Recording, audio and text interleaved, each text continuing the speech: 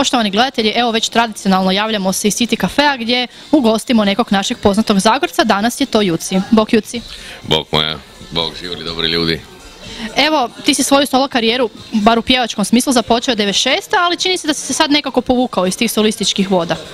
Pa je, u biti prva glazbena karijera do tak profesionalno je počela 92. godine sa bendom Caligula u Rogacu. Nakon toga 94. je bil bend Bahnhof, 96. Chateau i nakon toga Ambasada. S time da već 96. sam u Hrvatskoj bil na Dori sa pjesmom Moja posljednja molitva. To je napisal Željko Pavičić, Kruška i ja neke malo, Moja skromna malenkost.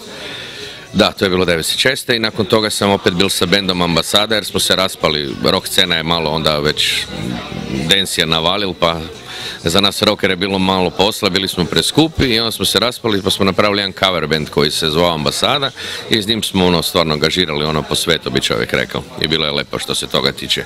A solističku karijeru povukao sam se, činjenica je stvarno jer mi se polagano bila zgadila jer je bilo baš onak, nisam imao recimo tak dosta jaki želudec za to, ja sam volio rock glazbu, tu su mi nudili uvijek da pjevam nekakve pjesmuljke koje ja baš nisam htjel, pa onda nisam htjel raditi takve neke prevelike kompromise, pa sam se onda reći povlekel malo onako svoju sobu, da to tak velimo je.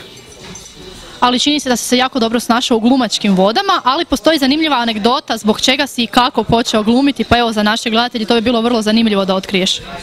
Pa, u biti ženica mi je rekla, ona me naterala na audiciju. To je bilo 2002. ja mislim da je čak bila reklama, a 2003. je bila audicija u 2. mjesecu za rock musical Kosa, kazalište komedija je to radila, režirao je Vlado Štefančić i onda normalno kako je to meni žena Iris rekla da pa daj Juci odi, kaj sad nemaš sad onak previše gaža, pa odi pogledaj, odi na tu audiciju pa boš vidjela kaj bo se dogodilo, ne? I ja normalno si mislim pa kaj bom ja tam, pa nemam pojma o tome kazalište, pa kaj ću ja sam kak bi rekao rocker, svim tam, pa ne mrem ja to, pa veli odi, pa boš vidjela kaj bo bilo, no i evo tak sam ja prešel, bilo mi jako neugodno, imao sam tremu ko nikad u životu i stvarno čekao sam 4 sata na red jer je bilo brdo ljudi, stvarno mladih je bilo, stvarno svi vole tu Kosu, to je odlična glazba i film koji je Miloš Forman, ja mislim da je režirao, stvarno odlično u ono vrijeme je bilo. I tak sam ja došao na red, nakon 4 sata otpjevao sam 2 takta, samo dirigent je rekao hvala lijepa i ja niš onak, možete ići, ja nisam znao kaj napraviti, ja normalno zašao kak svaki Zagorec, sam si jednog rahloga išao spiti da si živce smirim i baš je u tom međuvremenu došli dirigent isto, naručiti si kavu i onda ja pitam gospod dirigent, nemojte se ljutiti, ja bi išao doma, ja sam iz Krapine, pa da ne čekam baš cijeli dan. Veli, nema problema gospod, vi samo odite doma, vi ste sigurno ušli unutra, samo ne znamo još koju ulogu ćemo vam dati i tak dalje. Još velim i uloga, kao pa super, tam i tak je to krenulo i dobio sam ulogu Hada, onog crnca iz tog mjuzikla i odradili smo ju dobro, ja sam u stvari odradil dobro, sve taj cijeli projekt je bil dobar, svi su bili zadovoljni i tako je nastala u biti ta moja kazališna karijera, koja već traje sad 8 godina. Zagorcima si poznati kao član kvarteta Gubec i bili ste zapravo prvi zagorski Porinovci. Kakav je bio osjećaj donijeti prvog Porina u Zagorje? Pa to je bilo ludo i nezabravno i velika čast nam je to bila. Stvarno prvi Porin je došao u Zagorje i mi, naš 4 mužića smo ga dopeljali, stvarno je to bilo veselo. Ne znam, kako god smo imali tremu i uzbuđeni smo bili, toliko smo bili ponosni, kako bi to čovjek rekao, jer nažalost naša kajkavska pjesma se ne čuje baš daleko. Tu i do Zagreba dojde i čak i u Zagrebu kad bi čovjek rekao danas kad gledaš, nažalost posil delaju svi, da li to istočnjačka glazba ili ne znam kako da ju nazovem, ali uglavnom nije naša domaća, tako da i Zagreb je nažalost izgubil taj štih kajkavštine koji je nekad imao. Postoji još nešto malo, ali daleko je to od onoga kako bi to trebalo biti, tako da velim, malo smo kaj se toga tiče razočarani, ali je činjenica isto jedna da smo mi tu kajkavsku pjesmu po cijeloj Hrvatskoj smo ju sad u zadnje vrijeme prenesli, tako da stvarno od Hercegovine, Bosne čak, da ne velim Dalmacija, Istra, Slavonija, sve stvarno, Lika, svi gdje znaju za recimo sad za Okojene hiže, za Akcenti Srče Koranul, Suza, Zagorske brege i tako dalje, sad to stvarno imaju čak i klape na repertoaru gdje sad to konstantno izvode, tako da ako niš drugo već zbog toga nam je stvarno velika čast. Ali eto, Juce, nisi u potpunosti napustio pjevanje. Prije par godina aktivirao si ga ne u zabavnim vodama, nego u nešto drugačijim vodama. Evo sad sam postao član mojih Humčana, da ih tako nazovem, benda Crni Ribar. To je country rock band, dečki su ostali bez pjevača, pa su me zvali, pa daj, dojdi na Zajene, kao už malo popeval opet rokerije i tak dalje.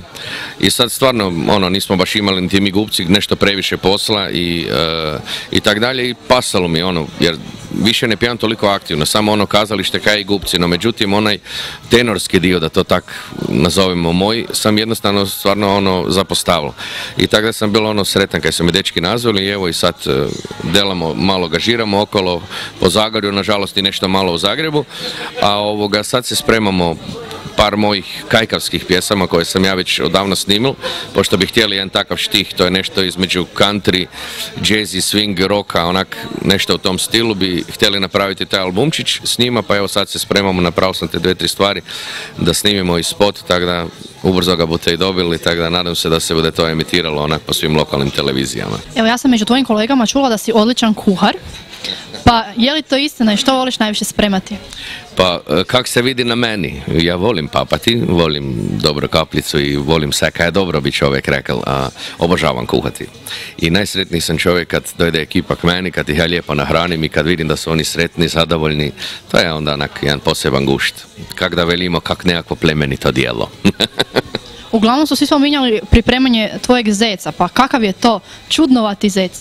Pa u biti je vrlo jednostavan, treba ga samo fino, malo ružmarina po njemu, malo vegetice, peršina, češnjaka, soli, malo bivera i cijelo ga treba našpikati, onak puno treba 1,5 kg domaćega špeka ga cijeloga obliječi i onak fino da se pod pekom onak vuru vremena da se lijepo onak fino dinsta nutra, onak, onda je pravi sočni, kaj puter zide van. Znači, uskoro bi mogli vidjeti nekakvu Jucijevu kuharicu? A ko zna, baš sam rekala, nažalost ta glazba i kazalište, ako to sve propadne, sigurno bom kuhar. Evo, jedan od čitatelja Zagorskog lista koji bude najsretniji u našem izvlačenju osvojit će druženje sa kvartetom Gubec koji će popratiti i naše kamere. Evo, pa što možemo obećati našim čitateljima koji su poslali kupone i nadaju se vašem dolasku? Pa prvo se nadam da boju oni jako veseli. Ako boju oni jako veseli, mi bomo još bolj veseli, da to tako velimo. Tako da nek se ne sekiraju. Ko je dobitnik, mi dolazimo, odpopjevali bomo njihove, samo da pripravio dobro kaplju i neke po 45 i nema straha, sve bo dobro. Hvala ti, Juci. Hvala vama.